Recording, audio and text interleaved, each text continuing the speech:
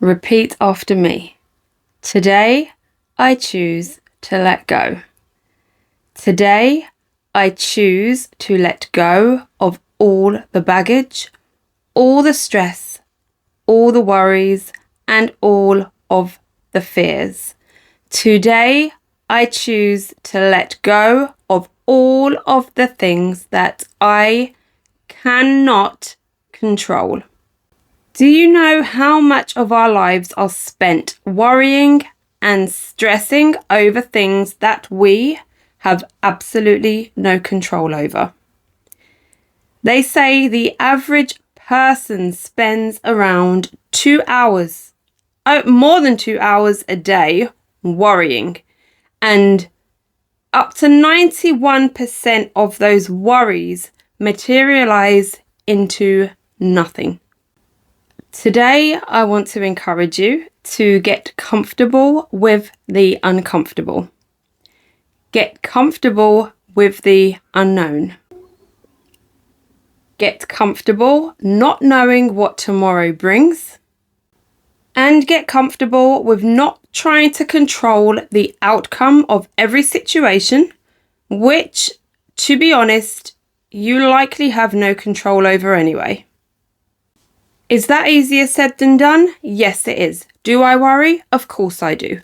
But I've trained my brain to become aware of those moments when I might be heading into a state of worry, when I might be heading into a state of anxiety, when I might be dealing with a situation that I don't have control over. I've taught myself to detach and pull back and just ground myself in the situation, acknowledging that no matter how much worry I put into this, it's not going to change the outcome of the situation. So why am I going to invest my precious time and my precious energy and my precious attention on a situation that's beyond my control? So instead of focusing your time and attention on worrying and stressing and building yourself into a state of often uncontrollable anxiety, focus on purposeful activities. Stop engaging in things that promote anxiety and a worrying mindset. I don't have to specifically name those things, but you will know what you're engaging in that contributes to your negative thinking. Practice spending time alone, time doing something that you enjoy, something that allows you to switch off and be present in that moment. And by being present in that moment, it will allow you to focus on what's happening right here, right now. The present moment is the only one that exists. And I don't know if you've read the book The Power of Now by Eckhart Tolle. I pronounce it Tolle. I don't know if it's Tolle or Tolle. But for me, that book was the ultimate catalyst for my journey to healing and growth. The power of now and the present moment should not be underestimated. And especially if you are in a place where you're transitioning and you're trying to create a better future for yourself and you're trying to overcome certain traumas and past challenges that you're having to heal from, I highly recommend you read The Power of Now and start practicing the act of being present. It's life-changing.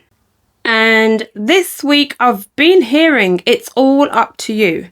It's all up to you. What you choose to do, what decisions you make, what action you choose to take, it's all up to you. And when you realize that and you take note of what you're focusing on and where you're putting your attention and where you want your life to go, it truly is up to you. You have that power. You have the autonomy to choose which direction you want your life to go in. I once knew a lovely lady, my nan, and she spent more or less every moment of her life worrying about someone or something. And when she was dying, she said that she wished she done more with her life. She wished she made more of her life. And if she ever got better, that's exactly what she was going to do. So why waste precious hours, days, weeks, months, years of your life worrying about things that are dragging you down? Worrying about things that are keeping you in a low vibrational state, a low frequency, when you can equally be focusing your time, your energy, and your attention on your life, on where you want to go in your life. Things that are going to build you up, help to strengthen you, help you to reach your full potential. And I used to be stuck in a I used to be stuck in a negative loop of negative thinking. And once you get in that cycle of negative thinking, it's just like a snowball effect. It just keeps getting bigger and bigger and bigger. And it gets to a stage where you can't stop. And it takes a lot of time and a lot of effort to become aware of your thoughts and your thinking and how much energy you are actually putting into negativity. How much energy and attention you are pouring into things that will not serve you in your life. And I feel it's going to take the same amount of energy to focus on positive thinking. Actually, it doesn't take the same amount of thinking. That's an absolute lie. Negative thinking will drain you. It will drain you and suck you dry of everything that you have. Turning that around is possible because I've done it. And as I said before, it's up to you. Everything we do in life, everything we choose in life is up to us. We make that choice. And I truly believe that if something is meant for us, nothing will stop that from coming to us. Nothing will stop us from having that thing that we are supposed to have.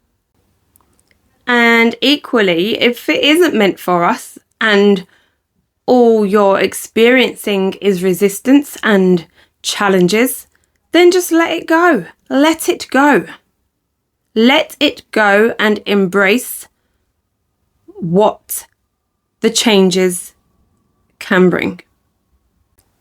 Maybe the end of your relationship and that redundancy you're facing are opportunities for you to let go. Maybe they are opportunities for you to let go and embrace the changes that are coming into your life that are meant for you. Changes that are going to fulfill you. Changes that are going to make you feel alive. Changes that are going to feed your soul.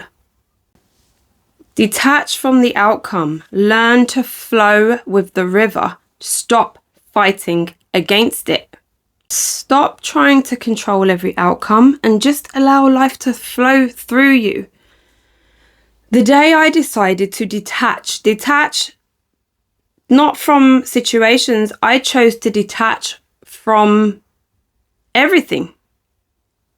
I chose to detach myself from every outcome, every expectancy, every want, every need, every desire. Yes, I still have wants and needs. Yes, I still have desires. Yes, I still have dreams. But I now detach myself from the outcome of those things. And when I taught myself to detach, I became free.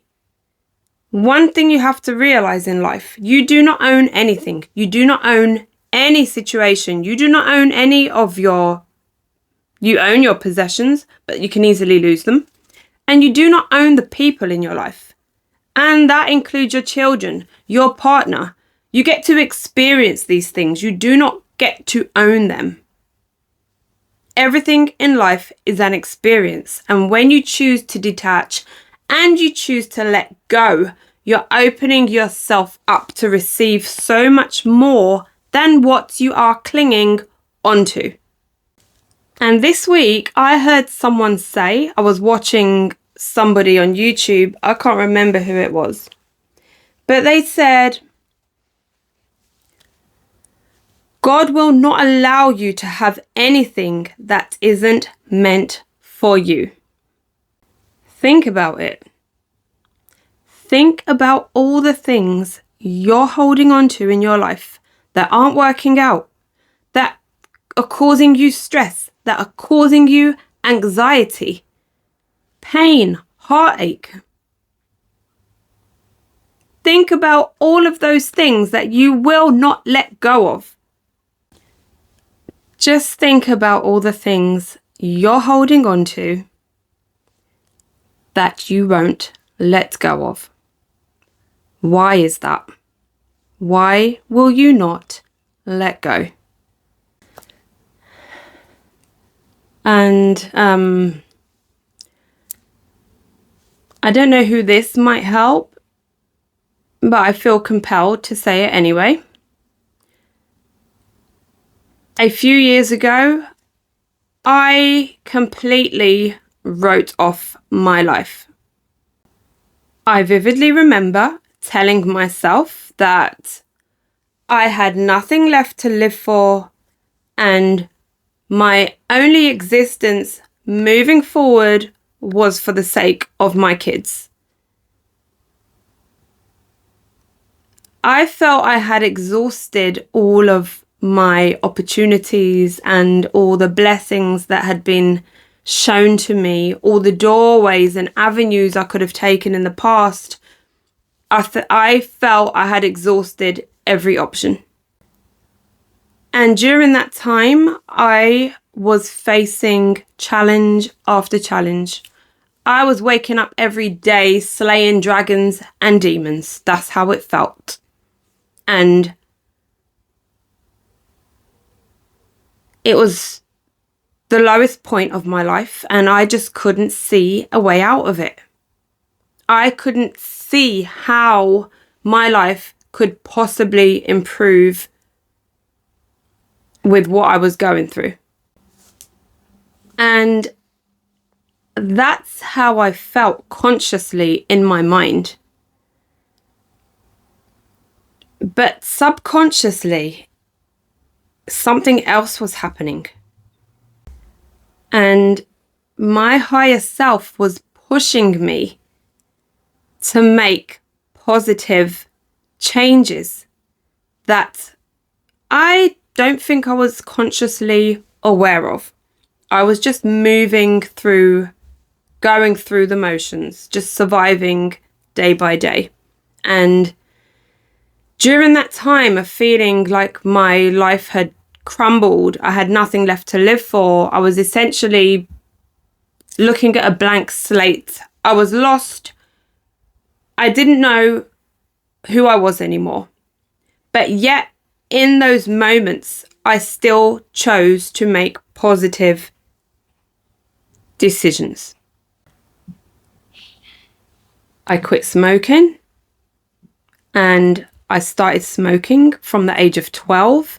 I tried to quit many, many times throughout my life, and I decided to quit cold turkey No patches, no aids to wean me off the nicotine. I just stopped and made the conscious decision not to rely on anything to help me because I didn't want to become addicted to anything else. And I do have an addictive personality, and I have been addicted to other things in my life. And every addiction that I have ended, I have done through the will and the power of my mind.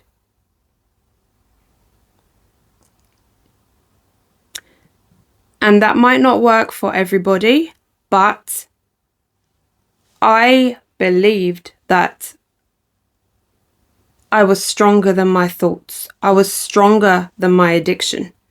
And if I can just keep telling myself that and believing that and putting the action in to prove that, I can overcome the challenges that I'm facing.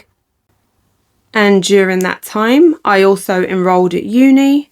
I rejoined the gym, and I really started to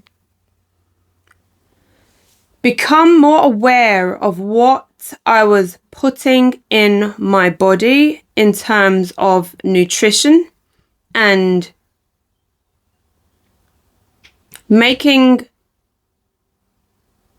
becoming aware of labels and ingredients on labels, and basically just what I was consuming, not only physically, but mentally, emotionally, my whole environment.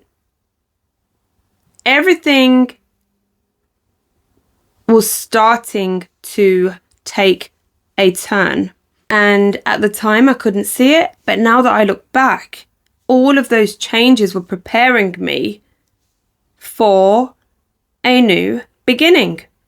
And what I didn't realize is that all of those changes were compounding to create my new future. They were happening for me in a moment when I was so lost. But by continuing to show up and by continuing to take those small steps every day, it was creating the future that I could not envision at that time. And the funniest thing looking back, I said to myself, my life is over. I'm done. I'm at the lowest point. I've hit rock bottom. There's nothing left for me to live for. But that was never my decision to make. I said those things, but I had no control over the path that my life would take. And now looking back, I see that all of those challenges and all of those hard times, I truly see them as God's work. God's work in helping me to really see who I am and helping me to reach my potential.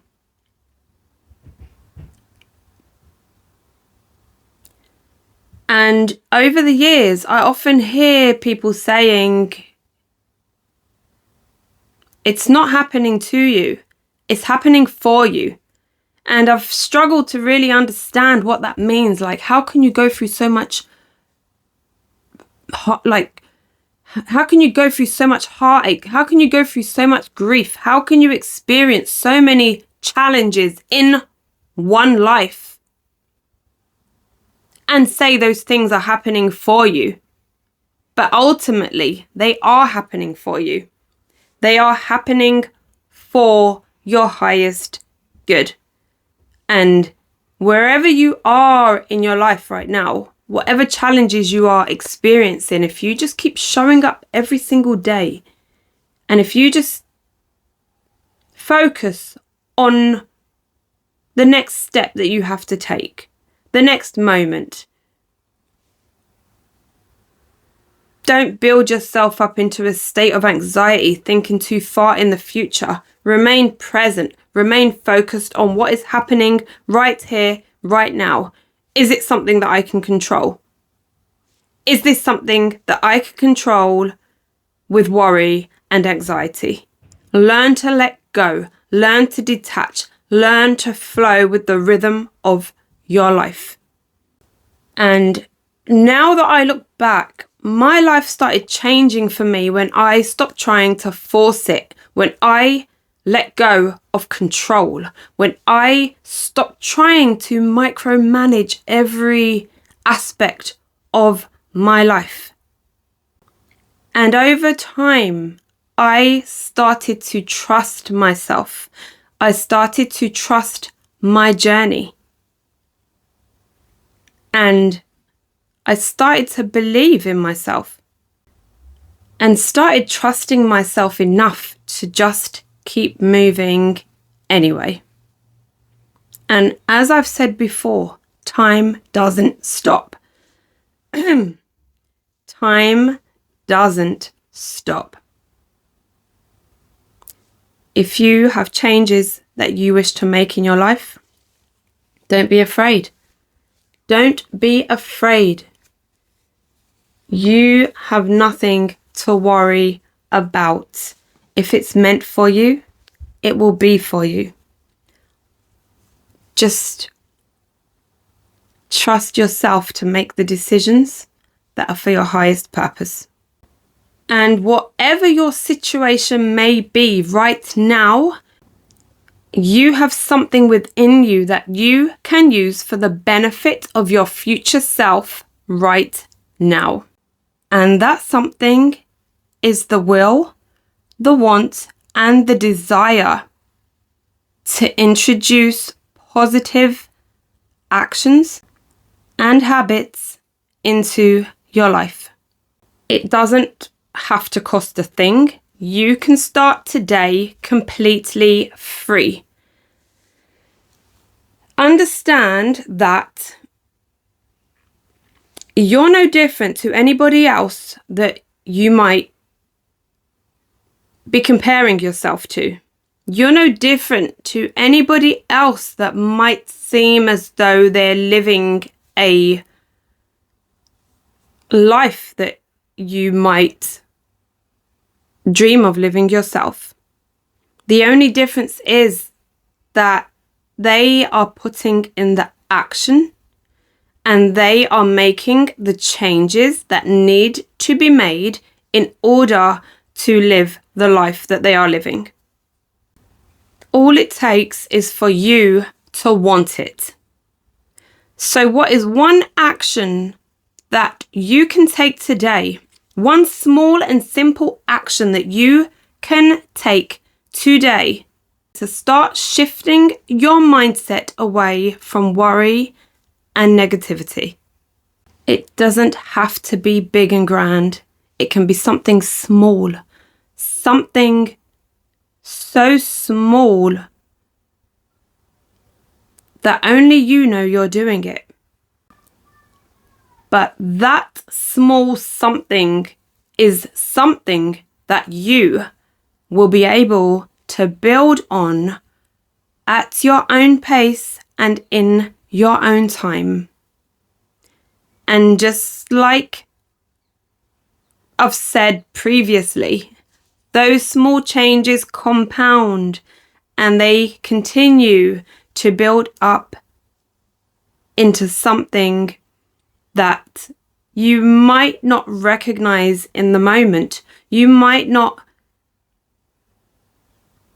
be aware that changes are taking place. But when you look back in a couple of months, in a couple of years, and you compare yourself now till then, you'll really see how those small changes have made a huge impact in your life.